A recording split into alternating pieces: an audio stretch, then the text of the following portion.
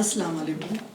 मैं इतने उम्दा मुझे कहने के बाद तो फिर कहने में मुझे कुछ शर्म आ रही है, मगर बहरहाल मैं पूरी कोशिश करूँगी कुछ कहने की। जनाब सदर और मुअज़्ज़ज़ हाज़रीन, अस्सलाम वालेकुम। सबसे पहले तो मैं फैमिली ऑफ द हार्ट्स का शुक्रिया अदा करना चाहती हूँ जिन्होंने मुझे ये प्लेटफॉर्म मुहैया किया, जिसके ज़रिए टोरंटो के अदबी शख्सियात के साथ तबादला ख्याल करने का एक मौका फराहम किया। बेहद शुक्रिया। आज से कुछ हफ्तों पहले मुझे एक ईमेल मौसूल हुई जिसमें ये बताया गया था कि 14 सितंबर को हबीब शेख साहब की किताब खामोश दस्तक की रूनुमाई की तकरीब है। इस दावतनामे में ये भी गुजारिश की गई थी कि मैं इस किताब का एक जायज़ा पेश करूं।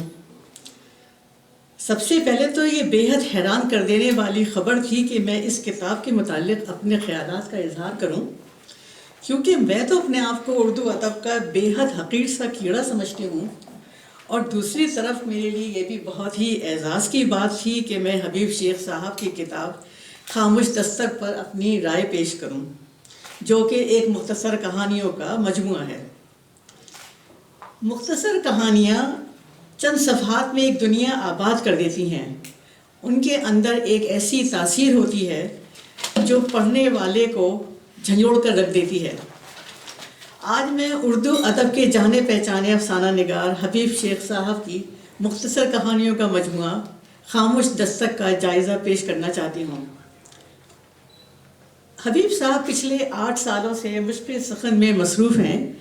उनके 100 से ज़्यादा अफसाने तुम अपने चिरागों की हिफाजत नहीं करते के उन्वान के तहत कई शख्सियात मज़ामीन, किताबों के तबसरे और नसरी नज़में शाये हो चुकी हैं।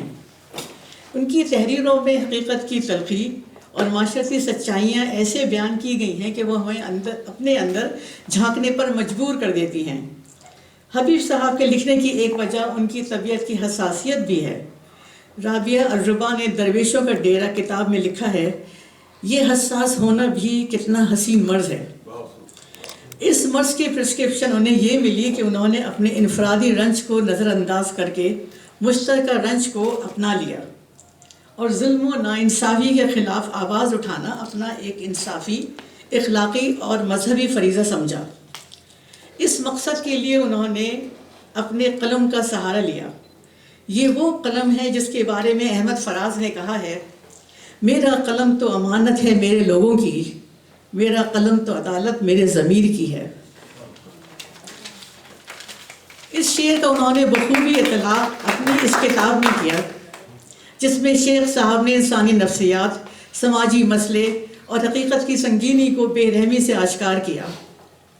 जनाब सदर और मुअज़्ज़ज़ हाज़रीन, मैं इस किताब की कुछ कहानियों के मौज़ूआत और उनके असलूब के बारे में आपकी सबकी तवज्जो ले जाना चाहती हूँ। कहानियों की मौज़ूआत तल्ख़ मगर हकीकत पसंदाना, मजहबी इंतहा पसंदी जो कि हमारे माशरे का एक जुज़ बन चुकी है, उसकी मिसाल उनके अफसाने चित्राल की टॉफ़ी में नज़र आती है, जो कि एक सच्ची कहानी पर मबनी है। इस तल्ख़ हकीकत को उन्होंने बहुत ही उम्दा तरीक़े से लोगों पर आश्कार की, जो कि बेहद सबक आमोज़ है। कहानियों का असलूब, सादगी में गहराई। हबीब साहब की कहानियाँ सादा ज़बान में लिखी गई हैं, लेकिन उनके अंदर की छुपी सच्चाई पढ़ने वाले को बहुत कुछ सोचने पर मजबूर कर देती है। उनके अफसाने मुख्तसर लेकिन इतने जामे होते हैं कि एक मुकम्मल तस्वीर क़ारी के जहन में उभर आती है। उनकी कहानी रेत का टीला तक़सीम हिंद के उन ख़ानदानों की दास्तान है जो अपना सब कुछ छोड़कर पाकिस्तान में आकर आबाद हुए, और जिस पाकिस्तान के ख्वाब को वो अपने जहन में बिठा कर आए थे, जब वो चकनाचूर होते हैं तो उन महाजरों पे कैसी बीतती है। ये कहानी उन जज्बात और एहसासात का अक्स है। रेत के टीले की आखिरी सतरें कुछ इस तरह हैं, असगर को रेत का हर टीला अपना घर लग रहा था, जो बनता और कुछ देर बाद गायब हो जाता है। शायद वो बनता ही ढलने के लिए है। इस एक जुमले में पूरी कहानी की रूह कैद है और पढ़ने वाला शिद्दत जज्बात से लरज़ उठता है। जज्बाती असर, वो कहानियाँ जो जहन में बसी रहती हैं। अच्छी मुख्तसर कहानियाँ वो होती हैं जो पढ़ने के बाद क़ारी को सोचने पर मजबूर कर दें। حبیب صاحب کی کہانیاں محض خالی کہانیاں نہیں بلکہ ہر موضوع پہ آپ کی توجہ لے جاتی ہیں. معاشرے کی مذہبی پسندی ہو، فلسطین پہ مسلمانوں پر تشدد اور ناانصافی کی انتہا ہو، یا پھر کوئی رومانوی کہانی، ان کو ہر موضوع پر عبور حاصل ہے. یہ کہانیاں سماج کے ہر پہلو کی نمائندگی کرتی ہیں، خاص طور پر ان موضوعات کی جنہیں اکثر نظر انداز کر دیا جاتا ہے. ان کی کہانیاں مختلف جذباتی کیفیات اور معاشرتی منظرناموں کو سامنے لاتی ہیں جو قارئین کو زندگی کے مختلف رنگ دکھاتی ہیں. ان کی انداز تحریر میں غور و فکر کرنے والے پیغامات اور جذباتی اثرات کی وہ گہرائی ہے جو انہیں ایک منفرد ادیب کے طور پر پیش کرتے ہیں. ان سب خوبیوں کے ساتھ ایک کمی جو میں نے محسوس کی، سوری ٹو سے دیٹ رفیق بھائی، ایک کمی جو میں نے محسوس کی وہ ایک مزاح کا پہلو ہے.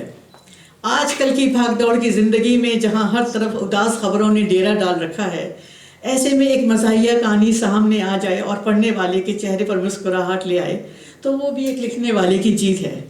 مگر میں ساتھ ساتھ یہ بھی کہنا چاہوں گی کہ مزاح کی کمی اس کتاب کی ہرگز خامی نہیں ہے، کیونکہ یہ مجموعہ سنجیدہ اور بات طبقہ فکر کے پڑھنے والے کے ذوق کو دوبالا کر دیتا ہے. نتیجہ، مختصر کہانیوں کی بے پناہ طاقت. تو آخر میں خاموش دستک کیوں پڑھی جائے؟ یہ مختصر کہانیاں ہمیں زندگی کی حقیقتوں سے روشناس کراتی ہیں اور دھیرے سے دل میں سرایت کر جاتی ہیں کہ پڑھنے والا ایک مدت تک ان کے سحر سے نکل نہیں پاتا.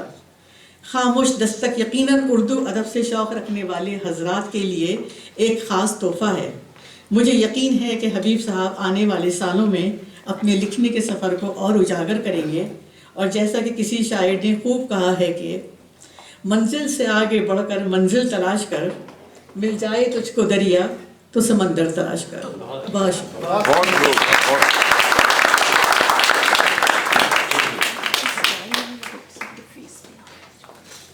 بہت بہت شکریہ عابدہ قریشی صاحبہ. یہ تو آپ ہمیں اندازہ ہی نہیں تھا کہ ہمارے شہر میں ایسی ایک ادب دوست شخصیت ہیں.